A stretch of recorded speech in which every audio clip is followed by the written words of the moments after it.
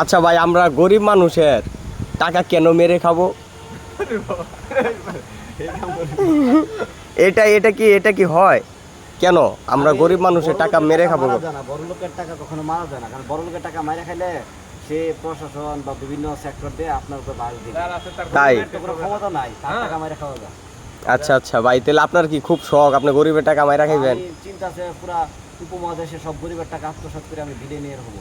তাই এখন ভাই এক কাজ করেন, এই যে আমাদের যে ইয়াটা আছে এটার কি বলে, ভুলে গেছি, না এটা হচ্ছে ডাইনিং টেবিল না?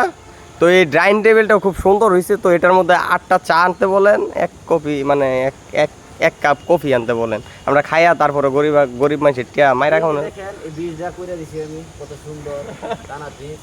টানা ব্রিজ, ও নো ভাই, আসলে খুব সুন্দর ভাই। আই হাই ভাই, এত সুন্দর ব্রিজ আপনি করছেন এটা ভাই, মাইরালছেন ভাই ঠ্যাঙ্গো।